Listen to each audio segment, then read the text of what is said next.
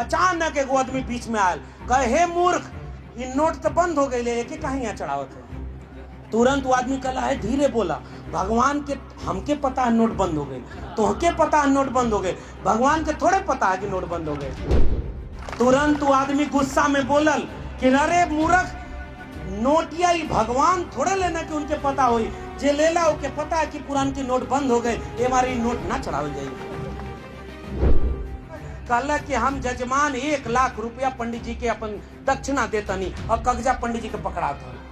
पंडित जी का नहीं का तो कह जैसे तू मंतरवा डाला तो कह नोटिया ओरिजिनल चाहिए, तो वो कहला हम के मंतरवा ओरिजिनल चाहिए, तब हम तो के ओरिजिनल नोट दे।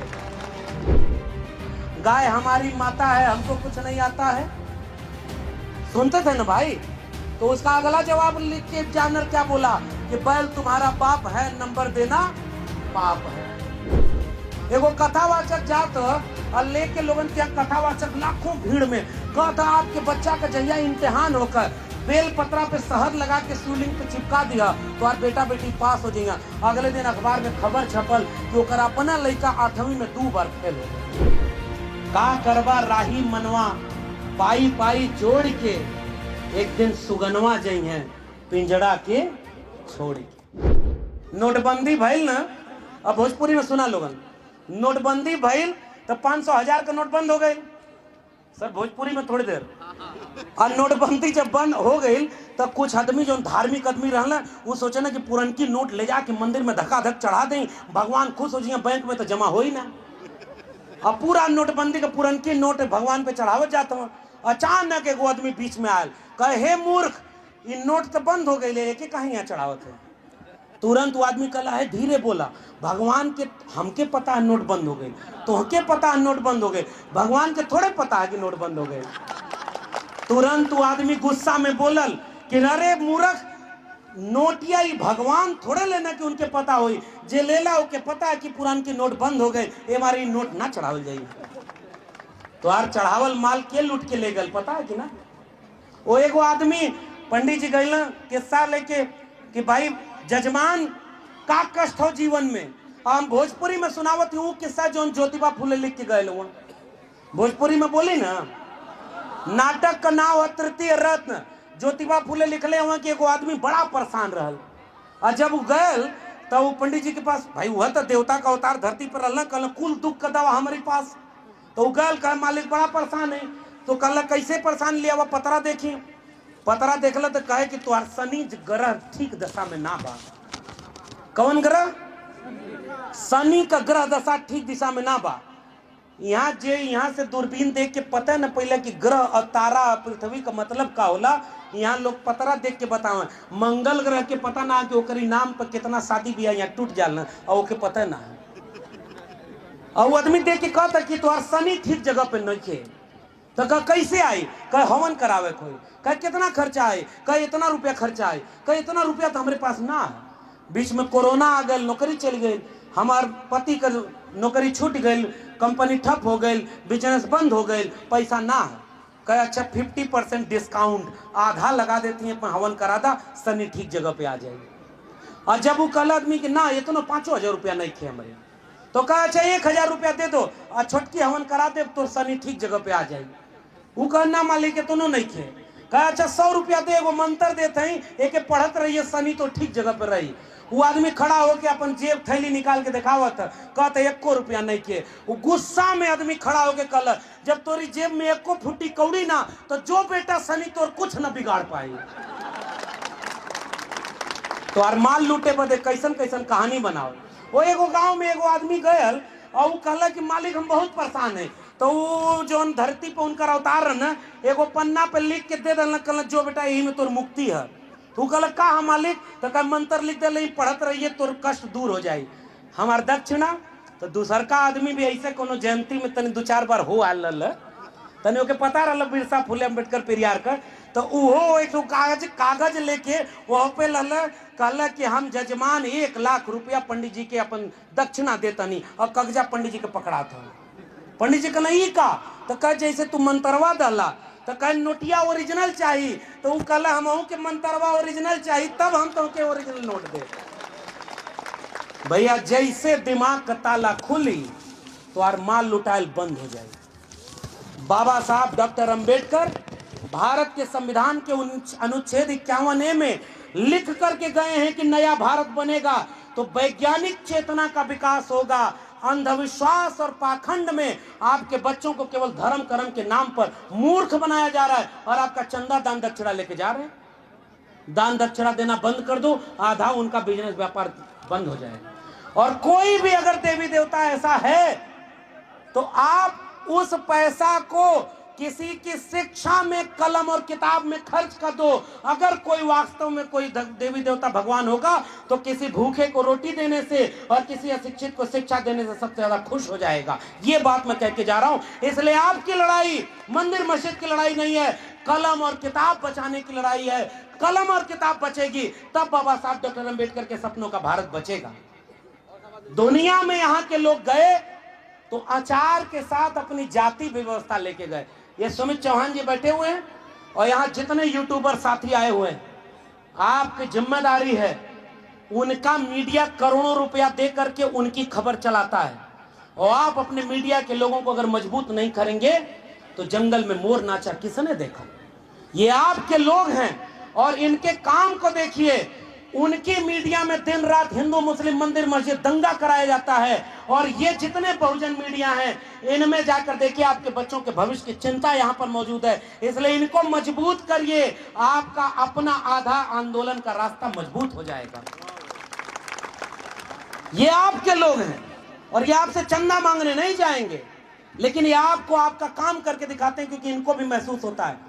ये भी अगर किसी की दलाली कर रहे होते तो हो सकता है अच्छी नौकरी करते। ये सुमित चौहान जी तो 5-5 टीवी चैनल में काम किए और बाबा साहब की फोटो लगा हुआ टी शर्ट जब पहन के गए तो बहुत सारे लोगों के कलेजे में दर्द होने लगा। एक किस्सा सुनाऊं, ओबीसी समाज के लोगों, एक किस्सा जानो अपना। बिंदेश्वरी प्रसाद मंडल, बीपी मंडल साहब बिहार के मुख्यमंत्री थे और वो ओबीसी समाज से आते थे और ओबीसी समाज के लोगों को कई बार लगता है कि हम थोड़े शूद्र हैं। इस किस्सा को सुनिए। जब वो मुख्यमंत्री बन गए तो उस समय गंगा में यातायात होता था और पानी का जहाज चल रहा था, उसका तेल रिस गया तो गंगा में कुछ दूर आग लग गई। विधानसभा में खड़े होकर एक वही मुखस्थ जाते, उन्होंने कहा कि अगर शूद्र इस राज्य का मुख्यमंत्री बनेगा तो यह पाप इतना बड़ा है कि गंगा में आग नहीं लगेगी तो कहां लगेगी। बिंदेश्वरी प्रसाद मंडल खड़े होकर बोले कि देखो एक बात सुनो, ये गंगा में जो आग लगी है ये तो तेल रिसने से लगी है, लेकिन तुम्हारे सीने में जो आग लगी है इस आग को मैं और भड़काऊंगा ताकि जब तक अपने लोगों को बराबरी का हक न दिला दूं। ओबीसी समाज के लोगों, आपको बस अछूत नहीं बनाया गया होगा, फर्क केवल इतना था, लेकिन हक अधिकार आपका भी जाति देख करके नहीं माना गया। और अब आओ मैं आपको आधुनिक उदाहरण देता हूं। बिहार में मुख्यमंत्री थे कर्पूरी ठाकुर, नाई समाज से आते थे, बाल बनाने वाले। और उस समय उत्तर प्रदेश में मुख्यमंत्री थे राम नरेश यादव, चरवाहा समाज, कृषक समाज, पशुपालक समाज से आते थे। और भारत का संविधान लागू हुआ तो दोनों में मुख्यमंत्री ओबीसी समाज के बने और दिल्ली में बैठकर लोगों ने नारा बनाया कि दिल्ली से चमड़ा भेजा संदेश, बार बनावे कर्पूरी या भैंस चरावे राम नरेश। गालियां दी गई आरक्षण के नाम पर आपके लोगों को, ओबीसी समाज के लोगों। अभी पिछले दिनों उत्तर प्रदेश में एक ओबीसी मुख्यमंत्री थे, उनको भी पता नहीं था बहुत कि हम ओबीसी ढंग से हैं। और जब उनका शासन राम राज्य वाला आया तो जिस दिन उनका घर गंगा जल से धुलवाया, आज वो भी कह रहे हैं ये हजारों साल की लड़ाई है, शूद्र की लड़ाई है। और आज उनको समझ में आ गया है, सामाजिक न्याय की बात कर रहे हैं। इसलिए ओबीसी, एससी, एसटी हम सब की चूंकि बीमारी एक है, इसलिए हमारी दवाई भी एक होगी। आओ मिल करके एकजुट होकर के उस सपने को पूरा करने के लिए एकजुट हो जाएं जो ज्योतिबा फुले और बाबा साहब डॉक्टर अंबेडकर का सपना था। क्योंकि अगर यह सपना पूरा नहीं हुआ तो हम लोग कैसा भारत बना पाएंगे। का करवा राही मनवा, पाई पाई जोड़ के एक दिन सुगनवा जई हैं पिंजड़ा के छोड़ के। ये जो लूट, हमने आरक्षण का फायदा लिया, नौकरी मिल गई, काम करने चले आए, हम लोग अपने समाज को भूल गए। इसलिए मानवर कांशीराम ने पे बैक टू सोसाइटी की बात कही। और पे बैक टू सोसाइटी कैसे होगी जब तक हम जाकर अपने लोगों के बीच जागरूक नहीं करेंगे। और आखिर में, चूंकि अब वक्त काफी हो गया है, हालांकि जश्न आप लोग का पूरी रात चलेगा, ये जितनी माताएं बहनें आई हुई हैं, ये जितने बच्चे आए हुए हैं, मैं आपसे गुजारिश करके जा रहा हूं, 1 रुपया कम हो खर्च कम करना, 1 रोटी कम खाना, 1 कपड़ा कम पहनना, घर में चुनाई पुताई कम हो, सब चल जाएगा। लेकिन एक कमेरा वर्ग के लोगों, 90% वर्ग के लोगों, सब कुछ त्याग करके अपने बेटा बेटी को शिक्षा जरूर दिलाना, क्योंकि शिक्षा के बिना ये हमारा आंदोलन और मिशन अधूरा रहेगा। क्योंकि मैं एक विश्वविद्यालय में पढ़ाता हूं भाई, और मैं आपसे बोल के जा रहा हूं, ये लुटेरा लोगों ने आपके बच्चों की शिक्षा बेच दी। और डिग्री वाली शिक्षा नहीं, डिग्री वाली शिक्षा तो झूठ हो जाती है। ओरिजिनल शिक्षा जो चेतना की है। और शिक्षा कैसी, वो एक पंडित जी चले गए, एगो भोजपुरी में सुनाई, एगो पंडित जी गई ना, तो बाबा गुजर गई ना, तो उनके पास गई ना, कल तेरही हो गई, अब दान दक्षिणा तनी दे देवल जाता। ताकि कहाँ दादाजी का आत्मा कहाँ है, ऊपर एक लोक में आराम करत है। पंडित जी बोल, तो वो आदमी कहले कि दादाजी के कोनो कष्ट तकलीफ तो नहीं खे, तो कहले हाँ उनके सुते बदे खटिया ना है। तो कह मालिक खटिया कैसे जाई, तो कह हम है ना धरती पे उनकर अवतार, तू हमके देब और खटिया हम दादाजी तक पहुंचा दे। नई नई खटिया बनवा के और खटिया दियाइल, पंडित जी लेके गई न, और बाद कुछ दिन बाद आइल, तो फिर वो पूछल कि पंडित जी बताइए दादा का आत्मा कैसे, तो कह बहुत मजे में, जौन गैया तू तेरही में दहले रहला ओकर दूध पियत हुआ और नई की खटियावा पे बड़े आराम से सुतत हुआ। कौन कष्ट है दादाजी के, कल हाँ एगो कष्ट है, साइकिल अगर मिल जाए तो उनके तनी बाजारी आवा जाए में बड़ी दिक्कत हो ले। अभी पूरा धार्मिक रूप से एकदम अंधा, तुरंत नई साइकिल बनवा के तुरंत सुपुर्द कर दल, अब पंडित जी लेके चल देना दादाजी के देवे। वही एगो लड़का रहे जौन तनी पढ़ल लिखल समझदार लड़का रहे, वो कुल खेला देखो के समझ में आवे। अगली बार जब बोलना, पिताजी हाथ जोड़ के बोलना कि दादाजी कैसे, तो कहे एकदम मजे में हुआ, गैया का बढ़िया दूध पियत हुआ, नई की खटियुआ पे बढ़िया सुतत हुआ, और साइकिलिया से रोज सब दोनों बेला, कबो चांदनी चौक कभी राजीव चौक बढ़िया बाजार कर जाला। वो लइकवा देखत रह, कहे पंडित जी झूठ बोलत हुआ। पंडित नाराज हो गए, कैसे, तो कहे कि दादाजी कहला कि ना हमके गैया मिलल, ना खटियावा, ना साइकिलिया। पंडित जी नाराज हो गए, कहना कैसे पता तुमको नहीं मिला वो सब, तो कहा दादाजी हमके चिट्ठी लिखले हुआ कि बेटा तुम जौन जौन भेजला हमके कुछ न मिलल। तो और नाराज हो के कहे ये चिट्ठी तुम्हारे पास किस रास्ते आई, तो लड़कवा बोला वही रास्ते जिस रास्ते आपने गैया भेजी थी, खटियावा भेजी थी और साइकिलिया भेजी थी। और जैसे ही एक व्यक्ति चेतना संपन्न होता है ना, झूठ पकड़ लेता है। महात्मा ज्योतिबा फूले झूठ पकड़ लिए थे गुलामगिरी में कि मुख से अगर बच्चा पैदा होता है तो गर्भ कहां ठहरता है। भाई दुनिया में आप अपने धर्म का प्रचार करते हो, करो, हमसे तो मतलब ही नहीं, लेकिन जाके बोलो ना अमेरिका में कि हमारे यहाँ ऐसा विज्ञान था। ये सुमित भाई कहते हैं कि बिना पेट्रोल डीजल के पुष्पक विमान उड़ा करता था, बाद में उसकी मैन्युफैक्चरिंग बंद काहे कर दिए, राफेल का घोटाला न करना पड़ता, हमारे यहाँ से लोग पुष्पक विमान लेके जाते, भाई बंद क्यों करना पड़ा। और हम ये जानना चाहते हैं कि आपने असल में हम कमेरा लोगों के श्रम का शोषण करके विश्वविद्यालय में जब नौकरी देनी पड़ी तो हमारे लोगों का एडमिशन रोक दिया। हे भाई कमेरा लोगों, यहाँ एक और बात, थोड़ा भावुक वाली बात बोल दूं। सर मैं बहुत जगह पर गया, जितने लोग मुझसे हाथ मिलाने आए, चट्टान की तरह हाथ सख्त था, क्योंकि दिन रात 24 घंटे ये इस हाथ से श्रम करते हैं, तब जाके इनका पेट भरता है और उसके बाद यहाँ अपने पुरखे को याद करने आए। और मैं इसलिए आपके सामने कह रहा हूं कि वो लोग आपके श्रम को लूट रहे हैं और पूरे देश को बेच रहे हैं, बर्बाद कर रहे हैं, और दूसरी तरफ कहते हैं धर्म खतरे में। मैं आपसे कहने आया हूं, बिरसा फूले अंबेडकर पेरियार का मिशन खतरे में है। उन्होंने जो संविधान बनाया वो संविधान खतरे में है, और शिक्षा रोजगार का भारत बनाना चाहते थे, वो शिक्षा और रोजगार का भारत खतरे में।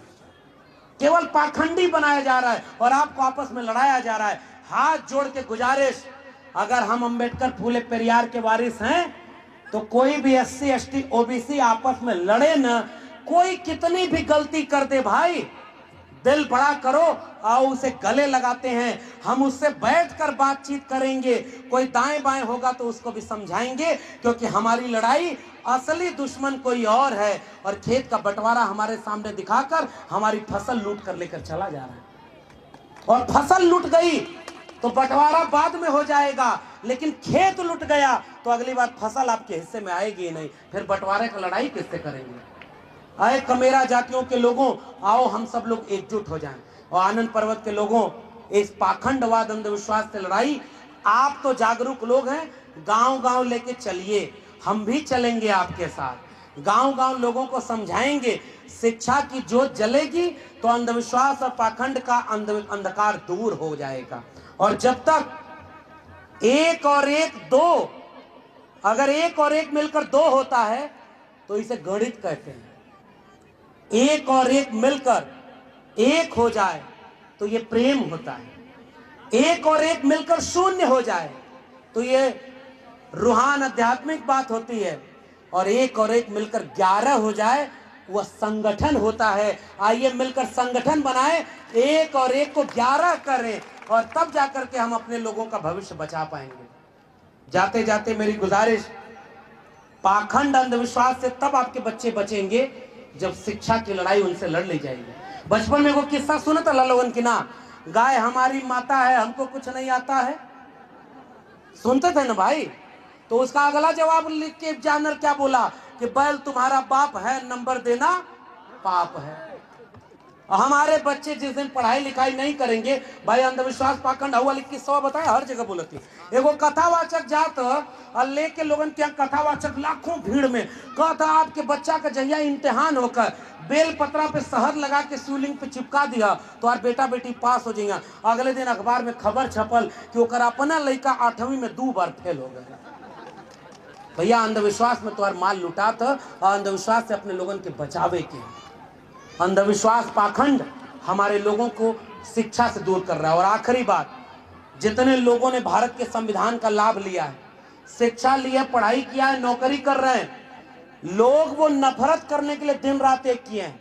तो अम्बेडकराइट लोग जो पढ़े लिखे हैं वो शायद अपने एसी घरों में अच्छा पढ़ करके अच्छी नौकरी कर रहे हैं और अपने बाल बच्चे को विदेश पढ़ा रहे हैं। लेकिन मैं देश भर में घूम करके कह रहा हूं, हाथ से श्रम करने वाले कमेरा लोग असल में बाबा साहब के सपनों का भारत बनाने के लिए लड़ रहे हैं। वो गांव गांव जाकर के लोगों को जागरूक, और हम तो निकम्मे लोग हैं भाई। हमको तो बहुत प्रिविलेज मिला। मैं दिल्ली विश्वविद्यालय में गाय भैंस चराते थे आजमगढ़ में, और उसके बाद इलाहाबाद विश्वविद्यालय पढ़ने का मौका मिला। इलाहाबाद विश्वविद्यालय टॉप किया। वहां हमारा प्रोफेसर बोला कि कैसा दिन आ गया है कि हीरो के बच्चे गाय भैंस चराना छोड़ करके यूनिवर्सिटी टॉप करने लगे, तो हमारे बच्चे कहां जाएंगे। उस दिन थोड़ा सा एहसास हुआ। दिल्ली आया, ये राजेंद्र पाल गौतम जी बैठे हुए हैं, सुमित चौहान, सामने हमारे तमाम दोस्त बैठे हुए हैं, खड़े हैं, मीडिया के साथी। हम सारे लोगों ने पिछले 4-5 साल में 13 पॉइंट रोस्टर की लड़ाई मिलकर लड़ी। 2 अप्रैल का भारत बंद मिलकर किया, तमाम आंदोलन मिलकर किया। तब जाकर समझे कि भाई गाय भैंस चराने वाले लोग जाने कितने पैदा हुए और गाय भैंस चराते मर गए। लेकिन जब तक भारत का संविधान और मंडल कमीशन लागू हुआ तो हमारे जैसे जाने कितने लोग पढ़ लिख करके किसी विश्वविद्यालय के प्रोफेसर बने, कोई मीडिया में गया, कोई वकील बना, कोई डॉक्टर बना, कोई इंजीनियर बना। आओ मेरे भारत से प्रेम करने वाले लोगों, मोहब्बत और प्यार का भारत बनाते हैं। ये हिंदू मुस्लिम मंदिर मस्जिद की लड़ाई में मत जाइएगा। एक वादा मैं आपसे ये करने आया हूं, ये मंदिर मस्जिद की लड़ाई हमारी नहीं है। दूसरा वादा, कम खाइएगा, कम सोइएगा, लेकिन अपने बेटा बेटी दोनों को शिक्षा जरूर दिलाइएगा। तीसरा वादा कि ये बाबा साहब और पेरियार साहब, फूले साहब और तमाम लोगों का मिशन आंदोलन गांव गांव लेकर चलिएगा। और कहा है ना, जोखिम बहुत है भाई, लोग मुकदमा कर रहे हैं, गोली मार रहे हैं।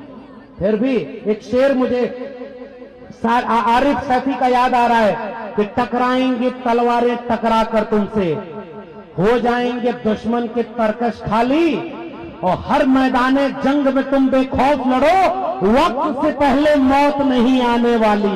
इसलिए हमारे पुरखे न भागे न डरे, न किसी के सामने झुके। हम बिरसा, फूले, अम्बेडकर, पेरियार के वारिस तब असल मानों में कहे जाएंगे जब एक दिन जयंती मनाने की बजाय हर दिन 365 दिन दिल में बिरसा फुले अम्बेडकर पेरियार को रख करके शिक्षा बचाने, रोजगार बचाने, देश बचाने, संविधान बचाने की लड़ाई, मोहब्बत और प्यार बचाने की लड़ाई, 90% लोगों को एकजुट करने की लड़ाई गांव कस्बे तक जाकर के लड़ते रहेंगे, आखिरी दम तक लड़ेंगे।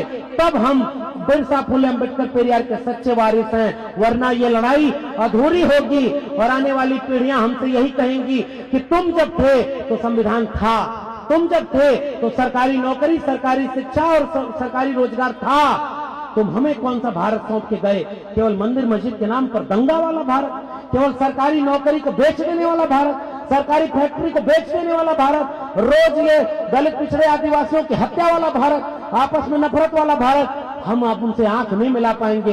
हम उनसे आंख मिलाएंगे तब जब वो पूछेंगी तो हम कहेंगे बिना बुलडोजर से डरे, बिना केस मुकदमे से डरे, बिना उनकी लाठी गोली से डरे, हम बिरसा फुले अम्बेडकर पेरियार के वारिस आनंद पर्वत में खड़े होकर अपने लोगों को जागरूक करते हुए कह रहे थे, लड़ेंगे तब तक रे कि जब तक अपन का भारत नहीं बना पाएंगे।